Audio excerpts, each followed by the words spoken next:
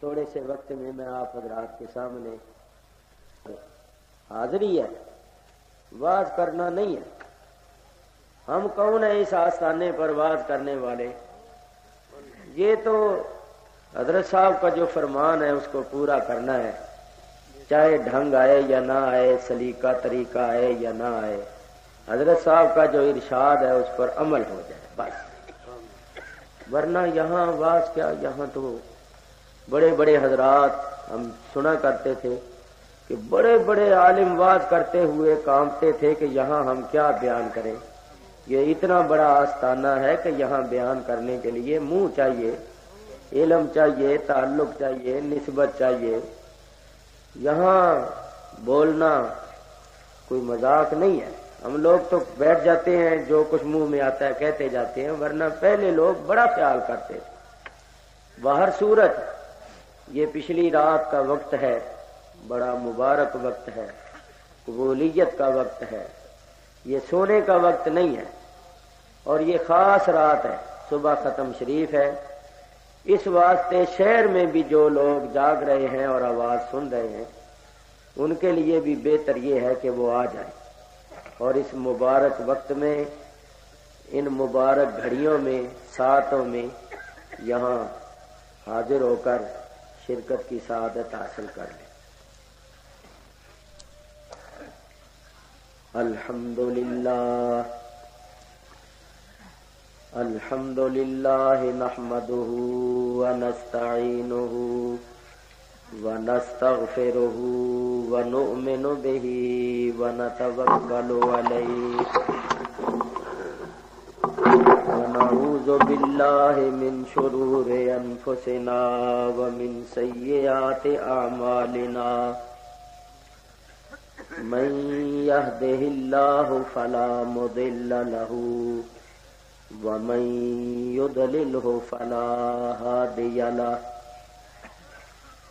ونشهد أن لا إله إلا الله وحده لا شريك له ونشهد أن سيدنا ومولانا وشفيعنا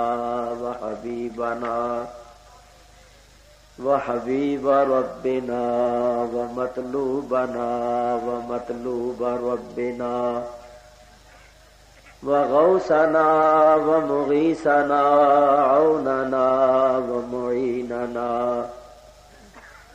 طبيبنا وطبيب قلوبنا وشفاء صدورنا محمدا عبده ورسوله صلی اللہ تعالی علیہ وعلا آلہ واصحابہ وازواجہ وذریاتہ واولیاء امتہ وعلماء ملتہ وبارک وسلم۔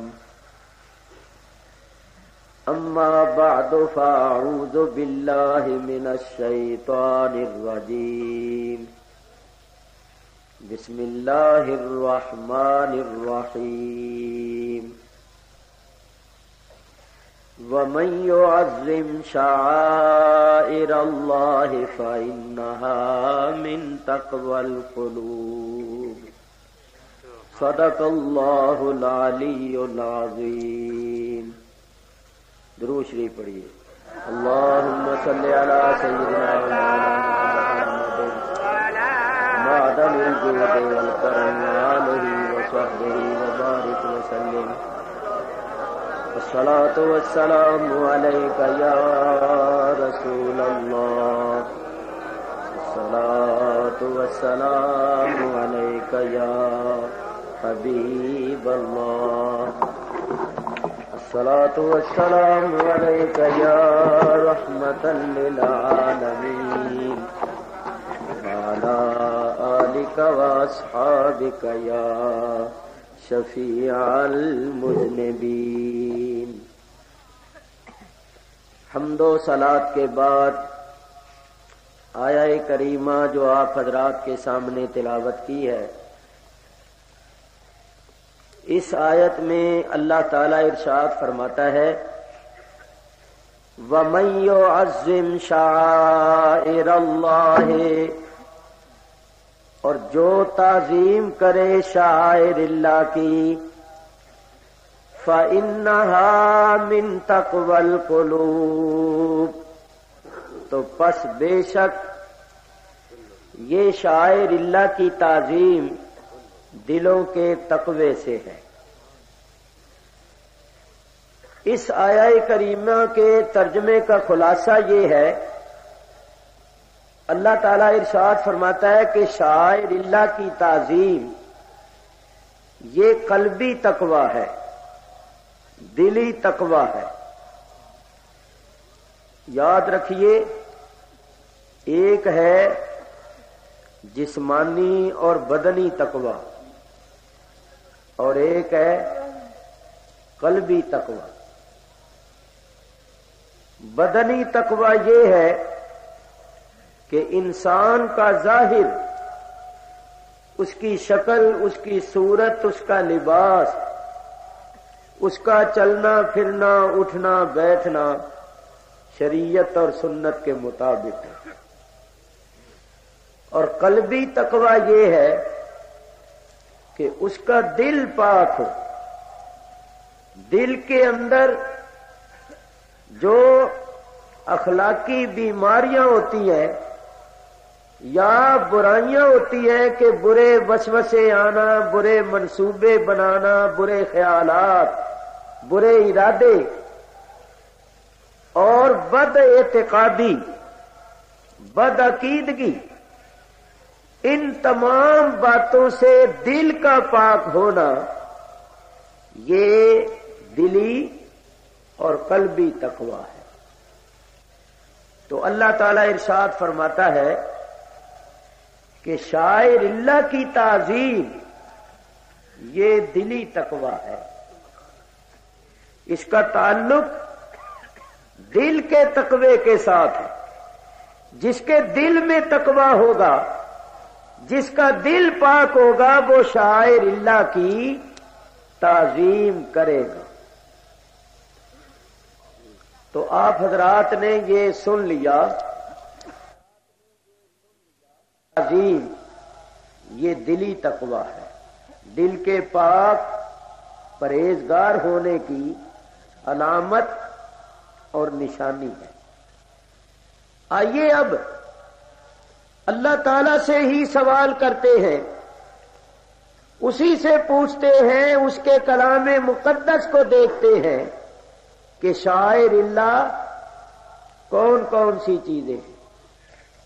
تو اللہ تعالیٰ ارشاد فرماتا ہے ان الصفا والمروۃ من شعائر اللہ، بے شک صفا اور مروہ دونوں پہاڑیاں شاعر اللہ میں سے ہیں۔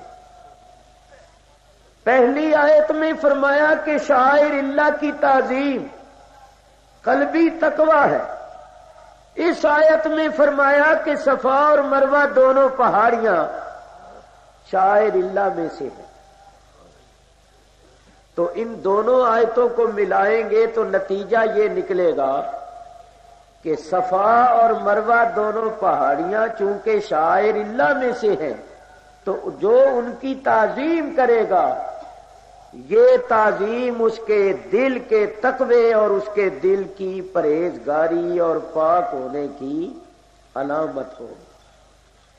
اب جو بات کرنی ہے وہ آپ حضرات نے بڑے غور سے سننی ہے اور اس کو سمجھنا ہے۔ دنیا میں ہزاروں لاکھوں پہاڑ ہیں، بڑے بڑے خوبصورت پہاڑ بھی ہیں، بڑے بڑے سرسبز اور شاداب پہاڑ ہیں۔ کسی پہاڑ سے نمک نکلتا ہے، کسی پہاڑ سے کوئلہ نکلتا ہے، کسی پہاڑ سے لوہا نکلتا ہے، کسی پہاڑ سے چاندی نکلتی ہے، کسی پہاڑ سے سونا نکلتا ہے، کسی پہاڑ سے ہیرے جواہرات نکلتے ہیں تو جن پہاڑوں سے سونا نکلتا ہے، ہیرے جواہرات نکلتے ہیں، تانبا نکلتا ہے، لوہا نکلتا ہے، کوئلہ نکلتا ہے، ان پہاڑوں کو اللہ نے شاعر اللہ میں سے نہیں فرمایا۔ اور یہ دو چھوٹی چھوٹی پہاڑیاں جو نہ سرسبز ہیں نہ شاداب ہیں، جن میں سے نہ کوئی کوئلہ نکلے، نہ کوئی تانبا نکلے، نہ کوئی چاندی، نہ کوئی سونا، ان دونوں پہاڑیوں کو اللہ نے شاعر اللہ میں سے فرمایا ہے۔ تو اس کی وجہ کیا ہے؟ جو بڑے بڑے پہاڑ ہیں، سرسبز اور شاداب پہاڑ ہیں، جن سے سونا چاندی نکلتا ہے، ان کو اللہ نے شاعر اللہ میں سے نہیں فرمایا۔ یہ خانے کعبے کے پاس دو چھوٹی چھوٹی پہاڑیاں ہیں، صفا اور مروہ، ان دونوں کو شاعر اللہ میں سے فرمایا ہے۔ اس کی وجہ کیا ہے؟ نعرہ تکبیر، اللہ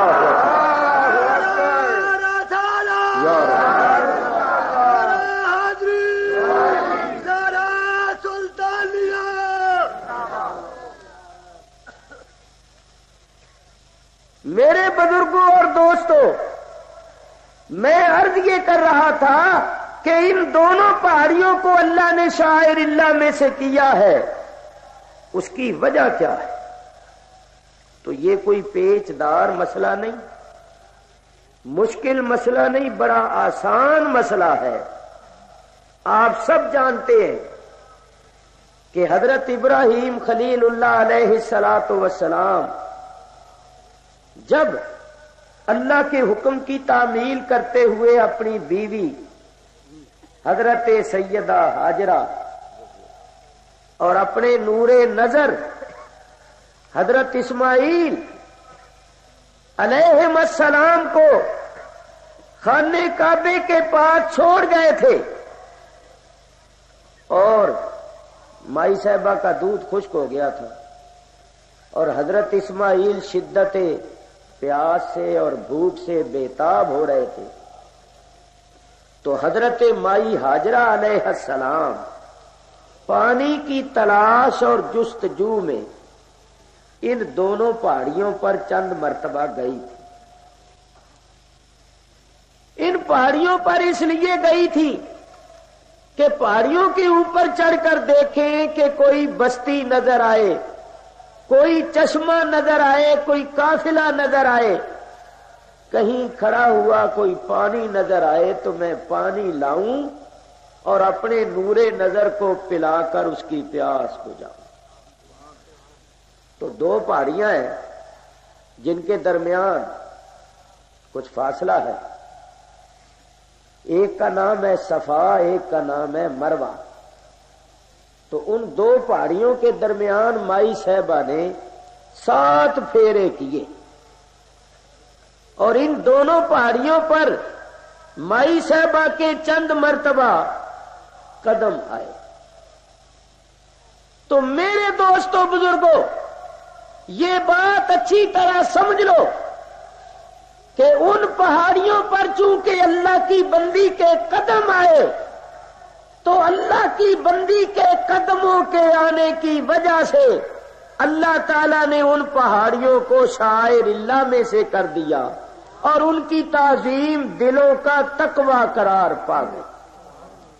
قرآن پاک سے ثابت ہوا کہ جہاں اللہ والوں کے قدم آ جاتے ہیں وہ جگہ قابل تعظیم ہو جاتی ہے، اور اس کی تعظیم وہی لوگ کرتے ہیں جن کا دل پاک ہوتا ہے، جن کے دل میں تقوی ہوتا ہے۔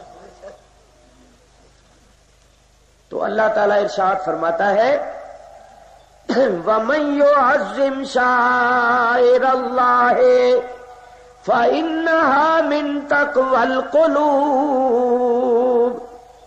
جو شاعر اللہ کی تعظیم کرے یہ اس کے دل کے پاک اور پرہیزگار ہونے کی علامت اور نشانی۔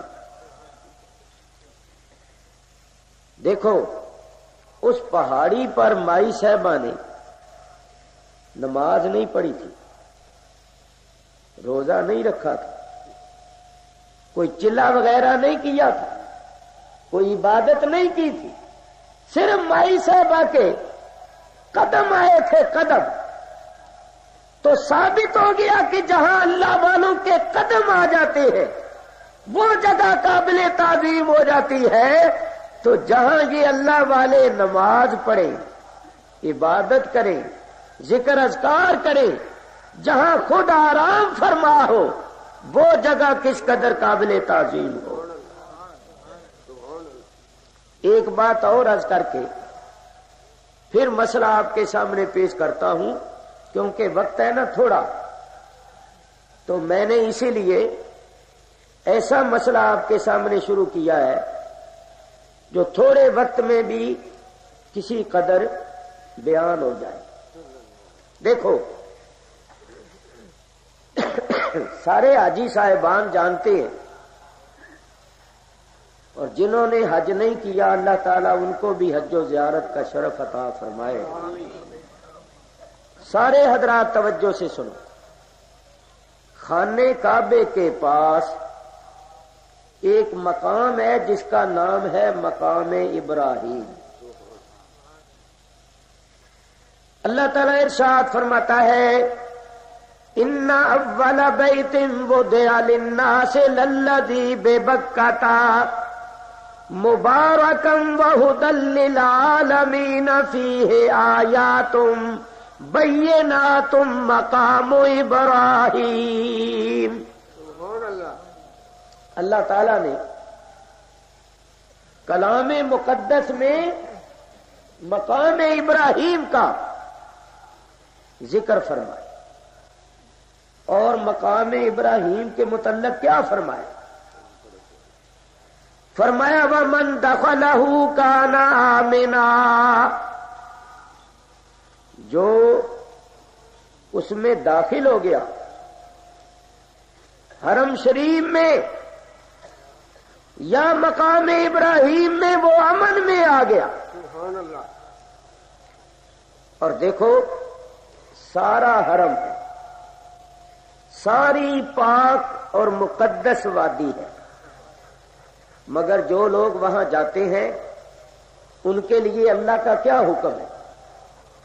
اللہ تعالیٰ نے ان کو حکم دیا وَاتَّخِذُوا مِن مَّقَامِ إِبْرَاهِيمَ مُصَلًّى، اے حرم میں آنے والوں، اے کعبے کا طواف کرنے والوں، مقام ابراہیم کو نماز کی جگہ بناؤ۔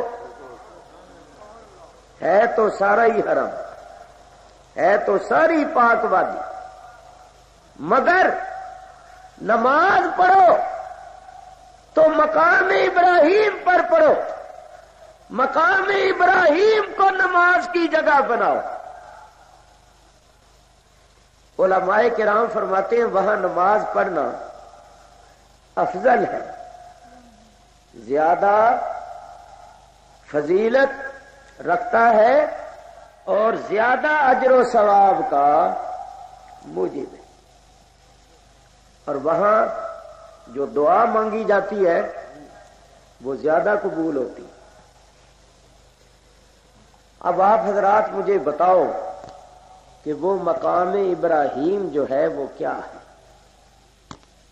لو ذرا توجہ سے سن لو۔ مقام ابراہیم ایک پتھر کا نام ہے، پتھر کا ایک پتھر وہاں رکھا ہوا ہے، اس پتھر پر حضرت ابراہیم علیہ الصلاۃ والسلام کے قدموں کے نشان ہیں۔ جب حضرت ابراہیم خلیل اللہ علیہ الصلاۃ والسلام نے خانہ کعبے کو تعمیر کیا تھا تو دیوار کو اونچا کرنے کے لیے اس پتھر کو نیچے رکھا، آپ اس پتھر پر کھڑے ہوئے، اللہ تعالی کی حکم سے وہ پتھر آپ کے قدموں کے نیچے نرم ہو گیا، اور آپ کے پیروں کے نشان اس پر پڑ گئے۔ تو وہ پتھر وہاں رکھا ہوا ہے، اس کے ارد گرد چھوٹی سی خوبصورت عمارت بنی ہوئی ہے، اور اب اوپر شیشے کا गुंबद बना हुआ है। ऊपर से देखें तो वो पत्थर भी नजर आता है और पत्थर पर हजरत इब्राहीम अलैहिस्सलाम के कदमों के निशान भी नजर आते हैं। तो अल्लाह फरमाता है वहां आकर नमाज पढ़ो, क्योंकि वहां नमाज पढ़ने से ज्यादा सवाब मिलता है। वहां दुआ मांगे तो ज्यादा कबूल होती है। तो अल्लाह ताला ने आप हजरात को अकल अता फरमाई है, शऊर बख्शा है। जरा सोचिए कि हजरत इब्राहीम अलैहिस्सलाम ने हजारों साल पहले उस पत्थर पर पैर रखे और फिर उठा लिए। उस पत्थर पर आपने कोई नमाज नहीं पढ़ी, कोई रोजा नहीं रखा, कोई चिला नहीं किया, कोई आपने कोई महीनों सालों उस पर कोई इबादत नहीं की। सिर्फ दीवार को ऊंचा करने के लिए उस पत्थर के ऊपर चंद मिनट आप खड़े हुए और फिर आप नीचे उतर आए। तो जिस पत्थर पर अल्लाह के नबी ने हजारों साल पहले कदम रखे और फिर कदम उठा लिए, अब उस पत्थर पर हजरत इब्राहीम के कदम नहीं है, कदमों के निशान है। कदम तो रख के उठा लिए, सिर्फ कदमों के निशान है। तो जरा सोचो, जहां अल्लाह वाले के कदमों के निशान है वहां दुआ ज्यादा कबूल होती है। और अल्लाह फरमाता है नमाज आके वहां पढ़ो, वहां नमाज पढ़ना ज्यादा फजीलत का मूजिब है।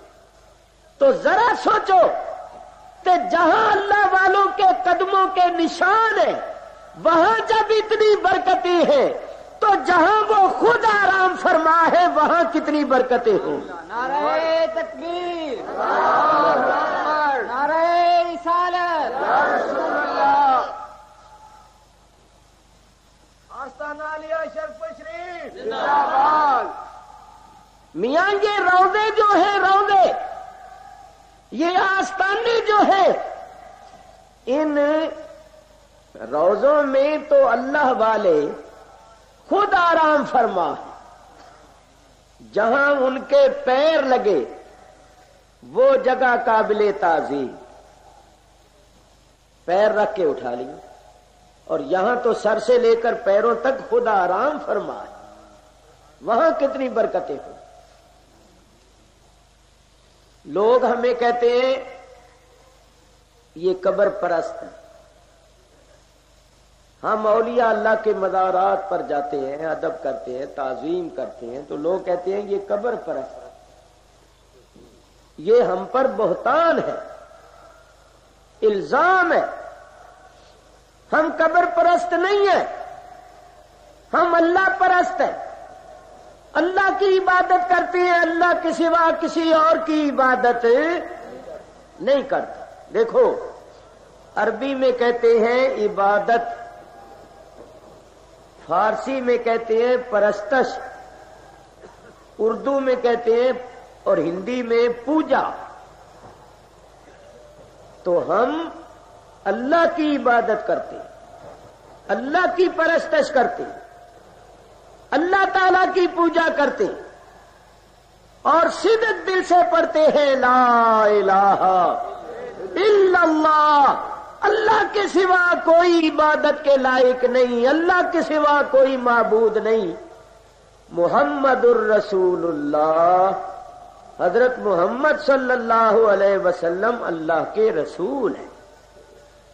हम नबी करीम को माबूद नहीं मानते, अल्लाह का रसूल मानते। और देखो जो पूजा करता है ना, जिसकी वो पूजा करता है वो हर वक्त पूजा करता है। हम अल्लाह की पूजा करते तो उसको अपनी जिंदगी के हर हर लम्हे में उसको माबूद मानते, माबूद मानते। और माबूद मानकर 24 घंटे हर वक्त उसको पुकारते रहते हैं یا اللہ رحم کر، یا اللہ فضل کر، یا اللہ مہربانی کر، چلتے پھرتے اٹھتے بیٹھتے سوتے جاگتے اس کو معبود مان کر اس سے دعائیں مانگتے ہیں، اس کو پکارتے ہیں، یہ پوجا ہے، یہ پرستش ہے، یہ عبادت ہے۔ تو اگر ہم قبر پرست ہوتے تو پھر تو ہماری یہ حالت ہوتی کہ جہاں بھی ہم کسی قبر کو دیکھتے وہاں ہی ہاتھ باندھ کے کھڑے ہو جاتے۔ تو بولو، ہم قبرستانوں کے پاس سے گزرتے ہیں، سینکڑوں قبروں کے پاس سے گزرتے ہیں، کیا ہم ہر قبر کے آگے ہاتھ باندھ کے کھڑے ہو جاتے ہیں؟ نہیں۔ تو اگر ہم قبر پرست ہوتے تو جہاں بھی قبر آتے یہ نہ دیکھتے کس کی قبر ہے، پوجا کرنی شروع کر دیتے، کیونکہ قبر پرست جو ہوئے جہاں قبر آئی، اور قبر کی پوجا کرنے والے نے، پرستش کرنے والے نے وہی پوجا پرستش شروع کر دی۔ تو بولو، کوئی بھی ایسا کرتا ہے، جاہل سے جاہل بھی ایسا کرتا ہے کہ جہاں کہیں کسی قبر کو دیکھے ہاتھ باندھ کے کھڑے ہو جائے؟ نہیں۔ جب ہمیں یہ بتایا جاتا ہے کہ یہ قبر کسی اللہ کے ولی کی ہے، کسی صالح کی ہے، وہاں ہمارے دل میں ادب پیدا ہو، تو معلوم ہوا کہ ہمارے دل میں اصل ادب اور تعظیم قبر کی نہیں بلکہ اس کی ہے جو قبر میں آرام فرما ہے۔ میں ایک مثال دوں، دیکھو نا، رات کے وقت شمع جلتی ہے تو پروانہ اس کے گرد گھومتا ہے، بلب لگا ہوتا ہے، خصوصاً بارش کے دن ہو تو بہت سے وہ پروانے آ جاتے، آگے پیچھے بھی آ جاتے، وہ بلب کے روشنی کے ارد گرد گھومتے۔ یہ بات ذرا توجہ سے سننا، بولو، وہ بلب، وہ شمع دن کو بھی لگی ہوتی ہے یا نہیں؟ دن کو بھی کبھی آپ نے دیکھا ہے کہ کوئی پروانہ اس کے گرد گھوم رہا ہے؟ تو شمع تو دن کو بھی ہوتی ہے، مگر دن کے وقت کوئی پروانہ اس کے گرد نہیں گھومتا۔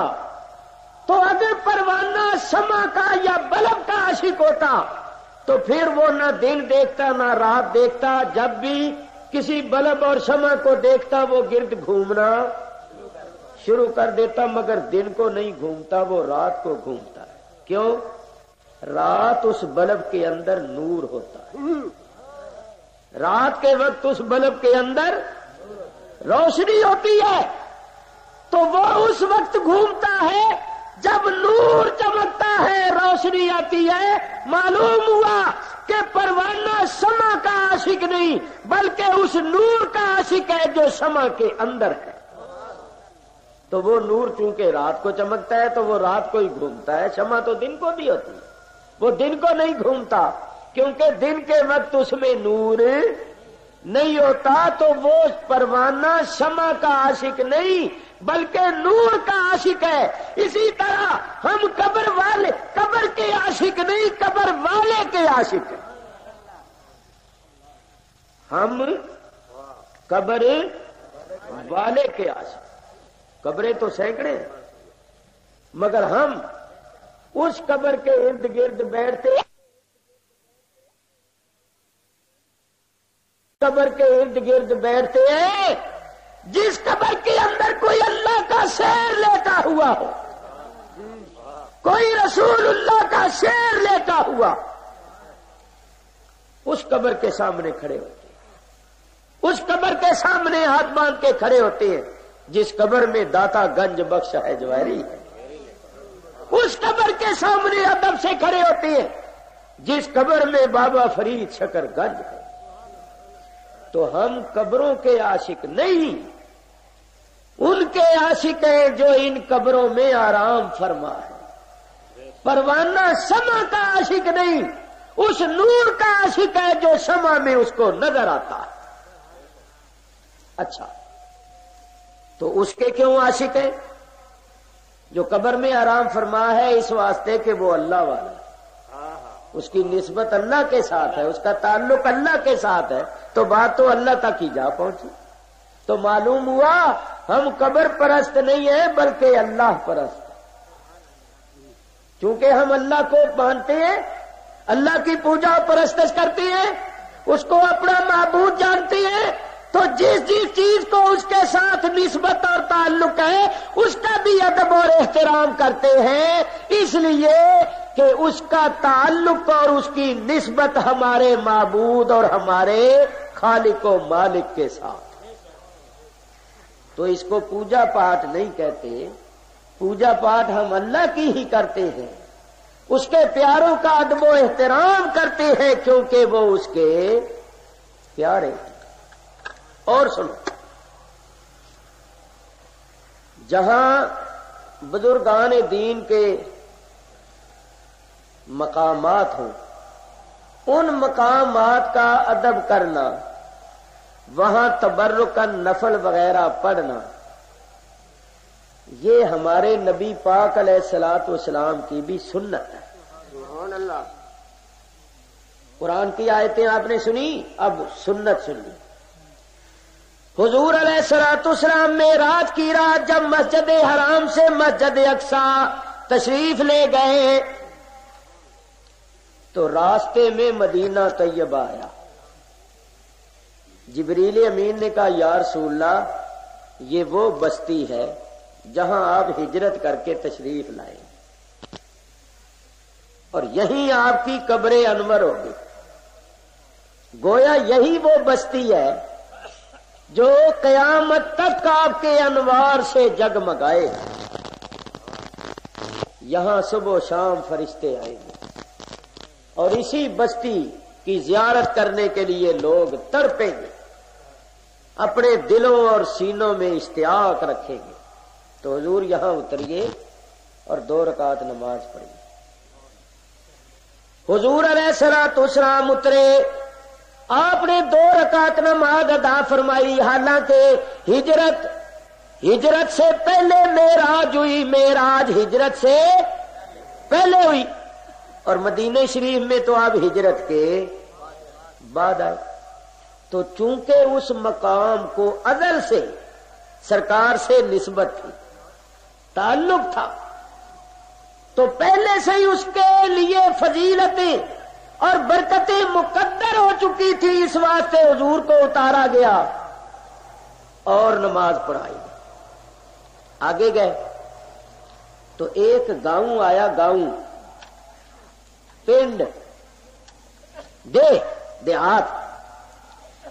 جبریل امین نے کہا یا رسول اللہ یہ وہ گاؤں ہے جس میں اللہ کے نبی حضرت شعیب علیہ السلام رہتے تھے، یہاں بھی اتریے اور 2 رکعت نماز ادا فرمائے۔ حضور علیہ الصلوۃ والسلام نے 2 رکعت نماز ادا فرمائی۔ یہاں بھی یہ بات یاد رکھیے کہ حضرت شعیب علیہ السلام ہمارے نبی کریم صلی اللہ علیہ وآلہ وسلم کی ولادت سے تقریباً 2500 سال پہلے ہوئے ہیں۔ تو جس گاؤں میں اللہ کا نبی 2500 سال پہلے کہیں رہا تھا، اس گاؤں میں بھی حضور کو اتارا گیا اور 2 رکعت نماز پڑھوائی گئی۔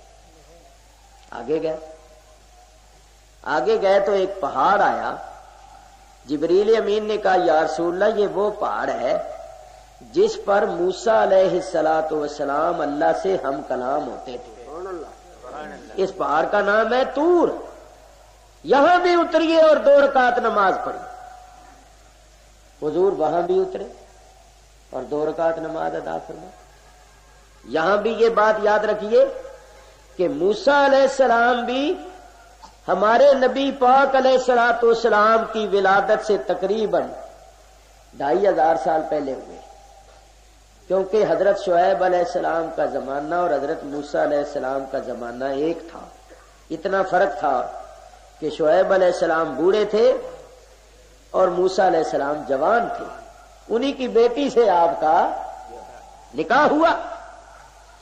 تو ذرا سوچو کہ جس پہاڑ پر اللہ کے نبی موسیٰ علیہ السلام نے 2500 سال پہلے اللہ سے کلام کیا، وہاں بھی حضور نبی کریم کو اتارا گیا اور آپ سے نماز پڑھوائی گئی۔ تو موسیٰ علیہ السلام بولو کس سے ہم کلام ہوئے تھے؟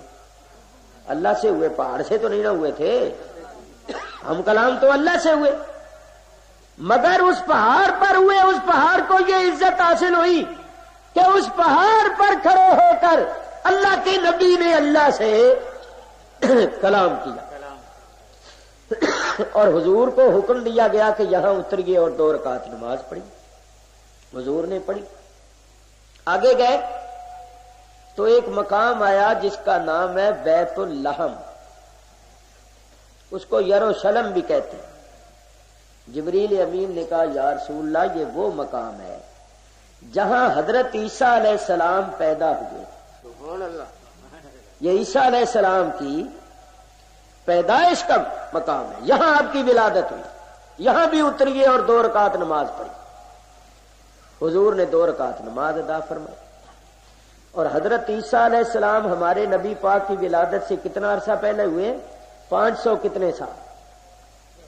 اور حضور کو معراج ہوئی نبوت کے 12ویں سال، تو 550 سال پہلے وہ ہوئے، 52 سال یہ گزر گئے، گویا 600 سال پہلے جس مقام پر عیسیٰ علیہ السلام پیدا ہوئے اس مقام پر بھی نماز پڑھوائی گئی.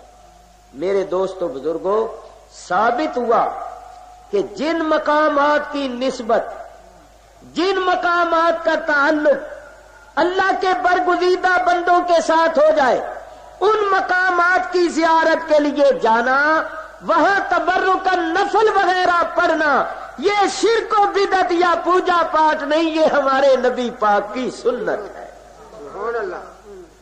نعرہ تکبیر. اللہ نعرہ رسالت. ہم عالیہ شریف تشریف. زندہ باد. ہم لوگ مقامات کی زیارت کے لیے جاتے ہیں، وہاں تبرکن برکت حاصل کرنے کے لیے نفل پڑھتے ہیں، تو یہ لوگ کہتے ہیں یہ قبر پرست ہیں، یہ تھان پرست ہیں، یہ جگہ پرست ہیں. یہ کتنا بڑا ظلم ہے کہ یہ خود تو محروم ہے، دوسروں کو بھی محروم کرنے کی کوشش کرتے. میرے بزرگوں اور دوستوں سنو، مقامات کے لیے جانا یہ سب کچھ قرآن حدیث سے ثابت ہے. میں آپ کو ایک حدیث پاک اور سناتا ہوں. یہ حدیث مشکات شریف کے اندر بھی موجود ہے. حج کا موقع تھا، حضرت ابو ہریرہ رضی اللہ تعالیٰ عنہ نے حاجیوں میں اعلان فرمایا کہ بھئی جو عراق سے رہنے والے ہیں، عراق کے جو لوگ ملک عراق سے حج کرنے کے لیے آئے وہ مجھ سے ملے. تو چند آدمی ملے. آپ نے فرمایا تم لوگ کہاں سے آئے ہو؟ انہوں نے کہا عراق سے. فرمایا تمہارے ملک عراق میں بصرے کے قریب ایک بستی ہے جس کا نام ہے ابلا. ابلا کوئی اس کو جانتا ہے؟ ایک نے کہا جی میں جانتا ہوں، میں اسی علاقے کا رہنے والا ہوں، وہ بستی ہماری بستی کے قریب ہے. فرمایا اس بستی میں ایک مسجد ہے جس کا نام ہے مسجد اشار.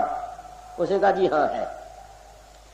تو فرمایا کیا تم ایسا کر سکتے ہو کہ اس مسجد میں 2 رکعت نماز پڑھو؟ وَيَقُولُوا هَذِهِ لِأَبِي هُرَيْرَةَ، اور نماز اس نیت سے پڑھو کہ جب نماز پڑھو تو کہو کہ یہ نماز پڑھتا ہوں ابو ہریرہ کے واسطے.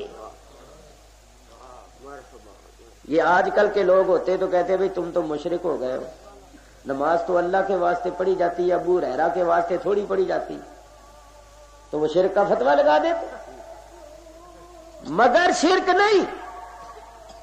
حضرت ابو ہریرہ کا یہ فرمانا اس کا مقصد یہ تھا کہ تم نماز پڑھتے وقت یہ نیت کر لینا کہ میں یہ نماز ابو ہریرہ کی طرف سے پڑھ رہا ہوں، اس کا ثواب ان کو ملے. تو اس نے کہا جی میں پڑھوں گا، مگر آپ بتائیے کہ آپ یہ کیوں ایسا فرما رہے ہیں؟ کہ میں آپ کی طرف سے وہاں نماز پڑھوں. حضرت ابو ہریرہ نے فرمایا میں وہاں جا نہیں سکتا، میرے لیے جانا بڑا مشکل ہے، لیکن میں نے نبی کریم علیہ الصلوۃ والسلام سے سنا ہے کہ جو شخص اس مسجد میں نماز پڑھے گا قیامت کے دن وہ شہدائے بدر کے ساتھ اٹھے گا. سبحان اللہ.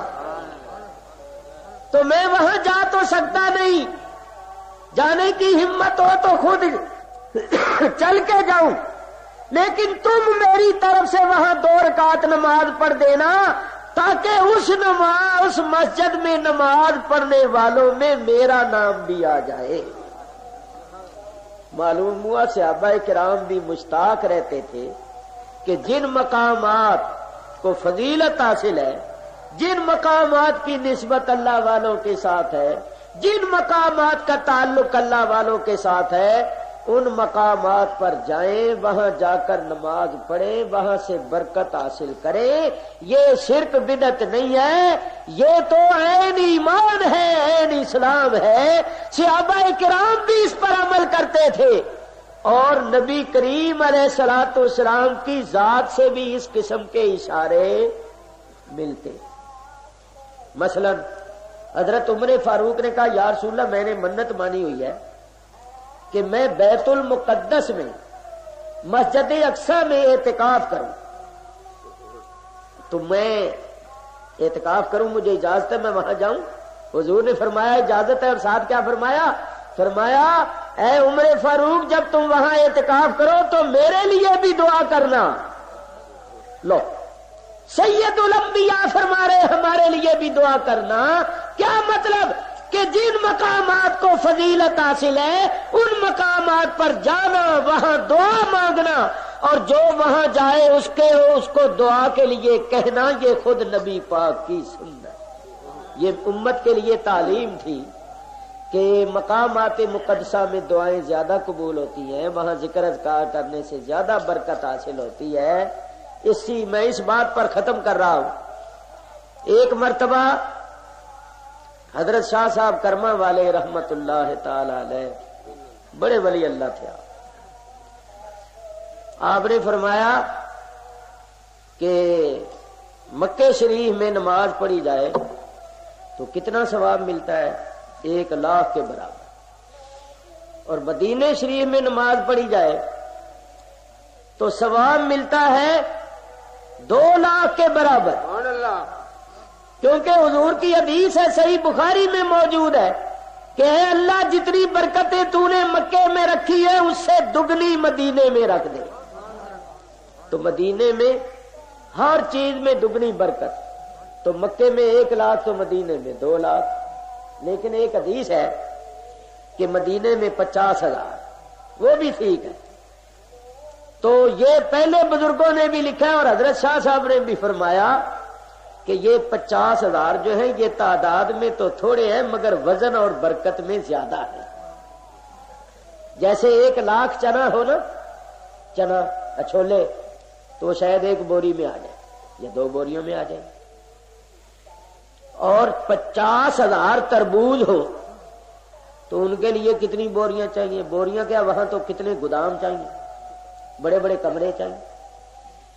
تو تعداد میں تو تربوز تھوڑے ہیں، 50,000 ہے، اور چنے زیادہ ہے، 1,00,000 ہے، مگر وزن اور برکت میں یہ زیادہ ہے، تعداد میں وہ زیادہ. یہ 50,000 ایسے ہیں جیسے تربوز اور وہ ایسے ہیں جیسے چنے. تو اسی طرح آپ فرمانے لگے کہ مسجد اقصی شریف میں نماز پڑھنے سے کتنا ثواب ملتا ہے. 50,000 کی روایت بھی آتی ہے، میں نے خود پڑھی اور اپنی کتاب میں بھی لکھی، اور کم کی بھی آتی ہے. تو پھر آپ نے فرمایا کہ شرف شریف میں نماز پڑھنے سے کتنا ثواب ملتا ہے. تو آپ نے فرمایا کہ جس طرح اللہ کے گھر میں نماز پڑھنے سے زیادہ ثواب ملتا ہے، نبی پاک کے گھر میں نماز پڑھنے سے زیادہ ثواب ملتا ہے، پہلے نبیوں کے گھر میں نماز پڑھنے سے زیادہ ثواب ملتا ہے، اسی طرح پیر خانے، پیر کی مسجد میں نماز پڑھنے سے بھی زیادہ ثواب ملتا ہے. اللہ یار. تو بس یہ عرض کرنی تھی کہ یہ اللہ والوں کے جو مزارات ہیں، مقامات مقدسہ ہیں، وہاں بڑی برکت ہے. جہاں ان کے قدم لگے ہوتے ہیں، حقیقت یہ ہے کہ یہاں عرس ہوتا ہے، بڑی خوشی کی بات ہے، مگر جب میں اس جگہ کو دیکھتا ہوں نا، چھپر کو، مجھے تکلیف ہوتی ہے. ارے کتنا عرصہ، 50 برس تک وہاں عرس ہوتا رہا ہے، اور میں آپ کو بتاؤں وہاں لوگ نبی کریم کی زیارت بھی کرتے رہے. ختم شریف کے موقع پر لوگ جو کچھ دیکھتے تھے وہ آپ کو کیا بتائیں، وہ ہمیں بتاتے تھوڑا تھا کیا کیا وہاں نظر آتا. اور وہ جگہ بنائی ہوئی ہے کسی محبت والے نے، کسی عاشق نے، تو وہ جگہ سونی پڑی ہوتی ہے. میں چاہتا ہوں ایک عرس ہو وہاں ہو. یہ جو الگ الگ عرس ہیں یہ نہیں ہونے چاہیے. حضرت ثانی صاحب قبلہ رحمت اللہ تعالی علیہ کا عرس دونوں بھائی کریں، بے شک سال میں 6 مرتبہ کریں، لیکن یہ جو بڑا عرس ہے نا، یہ ایک ہی ہونا، ایک ہی جگہ ہونا چاہیے. سارے پیر بھائی ایک جگہ ہوں، دونوں صاحبزادے بھی ایک جگہ ہوں، کتنی برکت ہو، اور اسی جگہ پر ہو. محکمہ اوقاف نے قبضہ کر لیا تو کیا ہوا، جگہ تو ہماری ہے نا، اسی جگہ عرس ہونا چاہیے جہاں سادی صاحب قبلہ بیٹھتے تھے، جہاں شاہ صاحب بیٹھتے تھے، جہاں حضرت صاحب کیلیاں والے بیٹھتے تھے، جہاں میاں صاحب کنگا والے بیٹھتے تھے، جہاں سارے حضرت کے ملنے والے، جہاں نور کی بارش ہوتی تھی، وہ جگہ آج کیا کہتی ہوگی. خیر اللہ تعالیٰ کرے. دیکھو میں پہلے بھی بات کر چکا ہوں، میاں صاحب میرے بزرگ حضرت میاں نواب دین صاحب مدد اللہ علیہ ساری عمر ہمارے حضرت پیر ثانی صاحب قبلہ کے ساتھ گزاری ہے. آج یہاں 3 بجے سلام پڑھ کے محفل ختم کر دی گئی. جب سے عرس ہونے لگا ہے اذان تک یہاں سلسلہ جاری رہتا تھا. آج کیوں ختم کیا گیا؟ کہنے لگے جی تو نہیں تھا، 2 بجے تجھے آواز دی تھی. اور میں نے کہا اگر میں نہ ہوں تو کیا یہ سلسلہ ختم کر دو گے؟ اگر میں کسی سال خدا نہ کرے کسی وجہ سے نہ آ سکوں یا میں مر جاؤں گا تو 2-3 بجے سلام پڑھ دیا کرو گے. میرے ساتھ ہے عرس، یہ تو حضرت صاحب کا حکم ہے. فجر کی نماز تک یہاں ہر سال سلسلہ جاری رہتا. میری تقریر ختم ہوتی ہے تو فجر کی نماز ہوتی، تو آج 3 بجے یہاں ختم کر دیا گیا. اور میں کہنے لگے تو 2 بجے تجھے آواز دی تھی. میں کہا پہلے میں 2 بجے اس لیے آتا تھا کہ پہلے ہوتی تھی گرمیاں، 4 بجے فجر ہو جاتی. اب میں نے خیال کیا کہ فجر ہونی ہے 5:30 بجے، تو میں 3:30 بجے اسٹیج پر پہنچ جاؤں گا. 1.5-2 گھنٹے تقریر کریں گے، پھر فجر کی اذان کا وقت ہو جائے گا. تو میں تو اپنے معمول کے مطابق آیا تھا، اور میں یہی تھا، یہ نہیں کہ میں کہیں اور تھا. میں سو نہیں رہا تھا. میری ایک ڈیوٹی لگائی ہوئی ہے صاحبزادہ صاحب قبلہ نے، جو میں نے صبح کے اجلاس میں بیان کرنا ہے. ایک مسئلہ ہے خاص ہمارے حضرت صاحب کی ذات سے تعلق رکھنے والا، تو میں اس کی تحقیقات میں لگا ہوا تھا، کتاب دیکھ رہا تھا، کچھ لکھ رہا تھا. تو جس وقت 3 بجے تو میں کہا چلو 3:15 بجے تک پہنچ جائیں گے، اور 3:30 بجے شروع کر کے 5:30 بجے ختم کر دیں گے. او دیکھا تو بندے جا رہے ہیں واپس. اور کی ہوا بھائی؟ ختم کر دیا. اور جنہوں نے ختم کیا، جو سٹیج کے سیکٹری ناظم تھے قاری صاحب کے بلا، وہ بھی مجھے ملے. میں کہا آپ نے کیوں ختم کیا؟ کہیں گے آپ آئے نہیں تھے. میں کہا آپ کو کیا حق پہنچتا ہے آپ ختم کر دیں؟ میں نہیں آیا تھا تو کیا ہوا، میرے ساتھ ہے معاملہ. تو ہم نے آ کر پھر شروع کر دیا ہے تاکہ حضرت صاحب کے حکم کی تعمیل ہو جائے. ابھی جتنے لوگ 3 بجے ختم کر کے چلے گئے، ان میں جتنے جا کے سو جائیں گے. حقیقت ہے کہ اللہ تعالیٰ ایسا نہ کرے کئی لوگوں کی نماز قضا ہو جائے گی. یہاں رہتے تو سارے جماعت کے ساتھ نماز پڑھتے.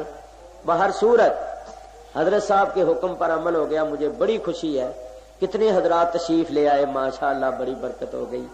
اللہ تعالیٰ اس حاضری کو قبول فرمائے، اور اس گنبد والے کا صدقہ، ان 2 پیارے بھائیوں کا صدقہ، جن کا عرس ہے ان کا صدقہ، اللہ ہم سب کی حاضری قبول فرمائے، اور ہم سب کو ہم سب کو اللہ اپنی رحمتوں برکتوں سے نوازے، اور حضرت میاں صاحب رحمت اللہ علیہ اور حضرت ثانی صاحب رحمت اللہ علیہ کے فیوز و برکات سے اللہ ہم سب کو مستفید فرمائے۔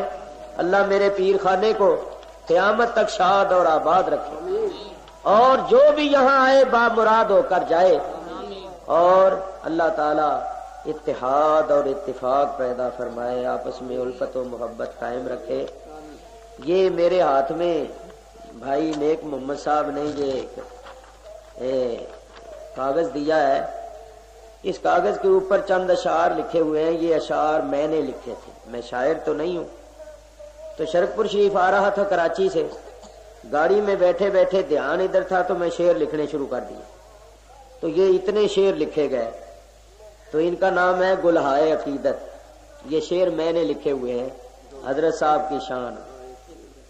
اس کا ہدیہ انہوں نے 1 روپیہ رکھا ہے، اصل میں یہ اس لیے کہ یہ سلسلہ جاری رہے، کوئی قیمت نہیں ہے۔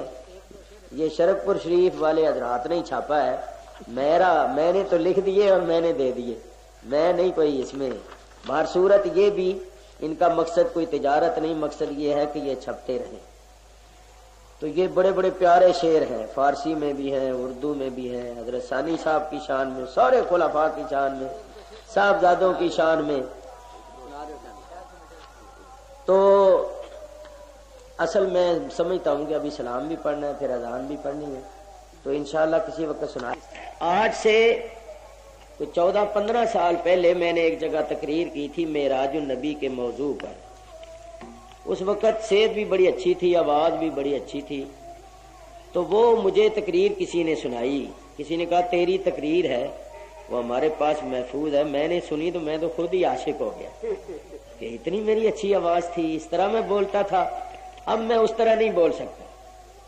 تو میں نے وہ تقریر ان سے نقل کر لی، اور اس کے بعد اس کی کیسٹیں باقاعدہ بڑے اچھے طریقے سے تیار کروائی ہیں۔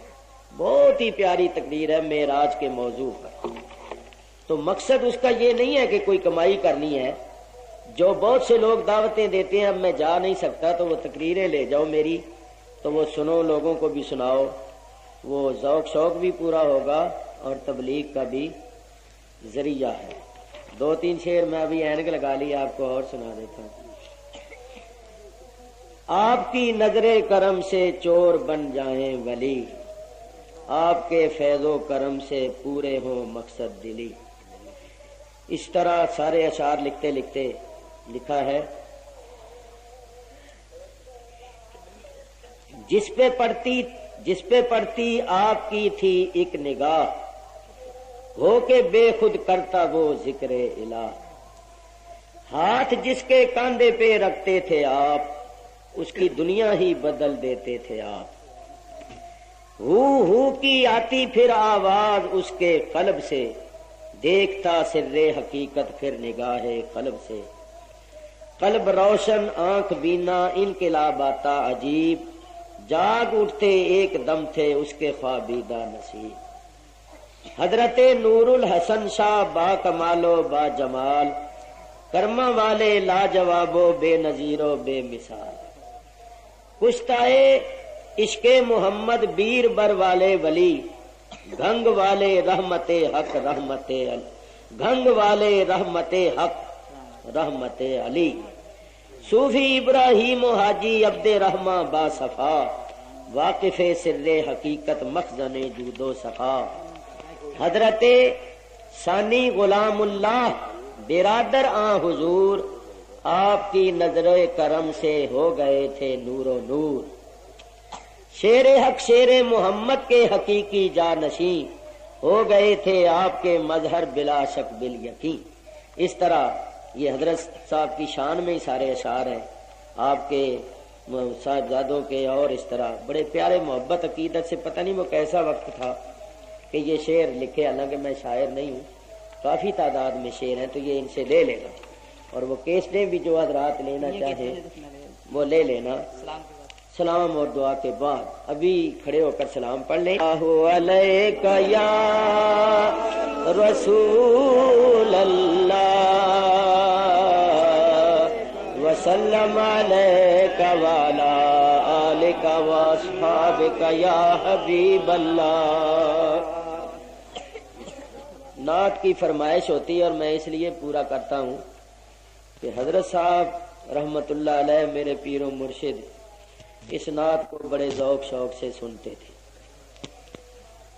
تو آپ نے بھی کئی مرتبہ سنی ہے، مگر یہ نہیں مطلب کہ بار بار سنی ہوئی ہے، عقیدت کا ہدیہ پیش کرنا ہے، حضرت صاحب قبلہ کی روح خوش ہو جائے۔ سارے مل کر پڑھو۔ شہد سے میٹھا محمد نام، شہد سے میٹھا محمد نام صلی اللہ علیہ وسلم، شہد سے میٹھا محمد نام صلی اللہ علیہ وسلم، میم سے ہے محبوب وہ رب کے۔ حضور کے نام پاک میں 4 حرف، میم، ہا، میم، دال، مگر ہم لوگ ہا کو ہے بولتے ہیں، اس لیے ہے ہی پڑھوں گا۔ میم سے پہلی میم سے ہے محبوب وہ رب کے، ہے سے حاکم عجم و عرب کے، ہے سے حاکم عرب و عجم کے، دوسری میم سے مالک سب کے، دوسری میم سے مالک سب کے، دال سے داتا دونوں جہاں کے، جود ہے ان کا شہد سے میٹھا محمد نام، شہد سے میٹھا محمد نام صلی اللہ علیہ وآلہ وسلم۔ میم مائے توحید پلائے،